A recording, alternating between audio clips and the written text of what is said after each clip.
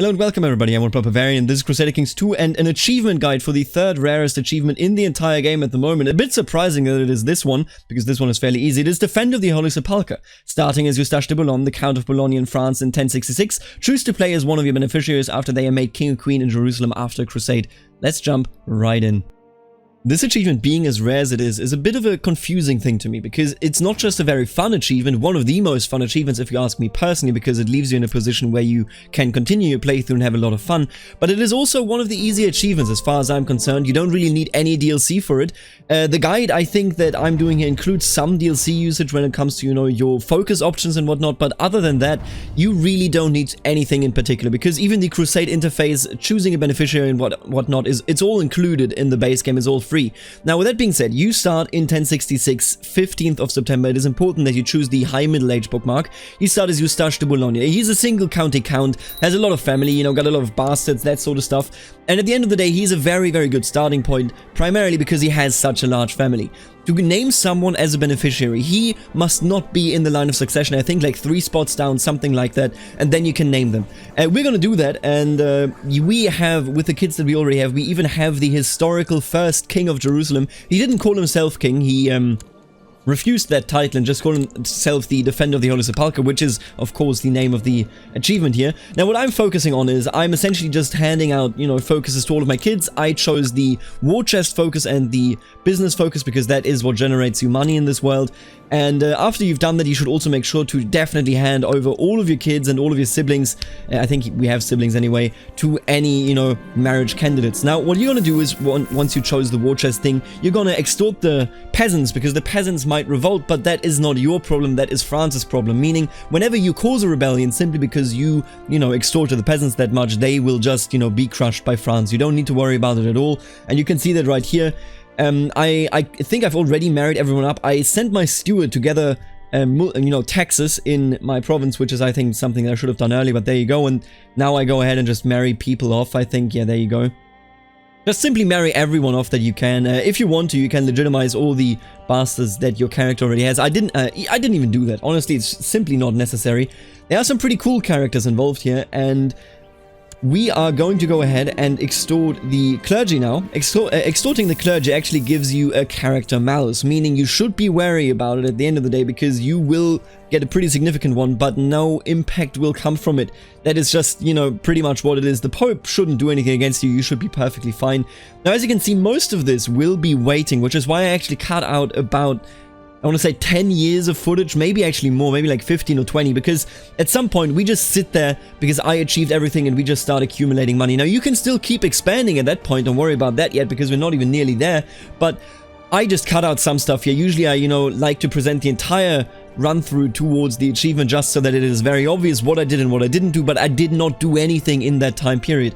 Now, for the moment, all I'm doing is I am building a war chest. I'm gathering as much money as I can. I think it takes me about 10 years to do this initially. You can do this quicker, you can do it slower, it doesn't really matter. You're not making a lot of money just from your county, but you can make a lot of money by war chest, by, you know, sometimes you can extort some money, sometimes maybe you can even imprison someone and banish them. You know, there's a lot of opportunities there, I think. But either way, the way it works here for us is essentially we are simply gathering money. We are now, what, 5 years into the game, already sitting at 527 bucks, and at the same time, of course, we can still take a loan from the Jews for another 300 if we truly needed it. Now, one of your main incentives here is that what you can do is you can fabricate a claim on any duchy that is, or that holds your capital that you are not already holding, meaning we could at any point fabricate a claim. And there you go, I passed away. I let that happen, actually, so I slowed it down here, because I passed away mostly because, you know, I was disliked at court, obviously, and I'm now Count Eustache de Boulogne yet again, you know. There you go. But what happened is I let myself die because all of the extortion of the clergy and the peasants made it so that I was not very well liked. You don't have to die, you will be perfectly fine if you remain alive. But what I did now was I, you know, looked at my money and I thought to myself, hey, you know what? We might as well go for the Duchy of Flanders now. Because the Duchy of Flanders will give you a much higher income and a much needed higher income than what you had beforehand. So the goal here is essentially, take 10 years roughly, because the Crusades can't start before 1090. Take 10 years, so until 1076, gather as much money as you can, and then go ahead and fabricate a claim on the Duchy of Flanders. Now, if you don't know this, it helps if you put your spy master to build a spy network on the capital of the Duke of Flanders, because that gives you a higher percentage. And there you go, fabricate a claim on the Duchy of Flanders. Bribe people with money, give them as much, give them whatever they need, go ahead and make them join your plot. Because once you have this going, once you have the money to make it possible, you will get the Duchy of Flanders, and the Duchy of Flanders is insane. It gives you, I think, 8 times the money that you had when you were the Count per month. And it is also very, very strong, simply because, obviously, you can take some provinces from the old Duke of Flanders. Now, you can see I'm struggling here to find the people that actually want to participate in this scheme. If you fail with one of these schemes, which can happen, I think either choices that you can pick here when you have, limited plot power, or when you have over 100% plot power, can have a chance of failure. I didn't fail. I immediately succeeded, and then I, made a faction for myself as the Count or as the Duke of Flanders. And what I did was I essentially hired a 2k something mercenary band. I positioned them on the capital of the duchy, and then went ahead and pressed the claim. And he never actually wanted the war to happen, so he just accepted it. And now here comes the very positive thing. You can start revoking the titles as well with plots, as you can see down there.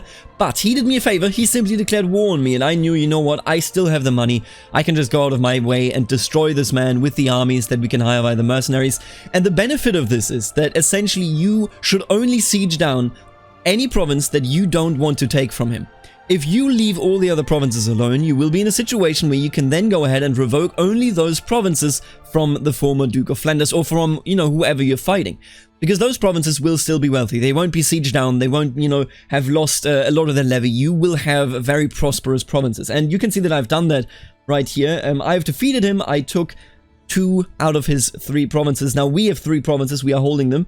And that gives us such an insane income boost. Now, we are down to almost, 0, which is why I sold him back to him. I ransomed him for, I think, 70 bucks. And at the end of the day, there you go. That's the time jump. That's a huge time jump, dude. At the end of the day, from there on out, I literally just waited until we had the money. And you can see this waiting brought me 2,500. And whenever it happens that the Pope says, Crusades are happening now, go to the portrait of the Caliph of the Fatimids, if you have 500 piety, which we did in this case, and call the crusade for Jerusalem. Now, most of the time, they will always just call it for Jerusalem outright, but sometimes there is a bit of an issue there, because sometimes the AI just goes for Egypt instead. Make sure that you save up piety in all those 20 years or more that you're waiting for until the Pope, says, hey, holy wars or grand holy wars are now a thing. Make absolutely sure that you do this. Now, in this case, as you can see here with this interface, Crusade for Jerusalem, you can choose a beneficiary. I have a lot of family members that don't stand to inherit titles, and Beatrice would be the one that I would usually pick because she's an amazing character, but Baudouin is literally the historical character to inherit, or rather not to inherit, to conquer and claim the Kingdom of Jerusalem as the first king of Jerusalem. Well, the first defender, I guess. Either way, what you should do beyond that, when you have all this money, you essentially wait until... I waited a bit too long. I would suggest 150 days until the crusade starts. You can see that in the crusade interface.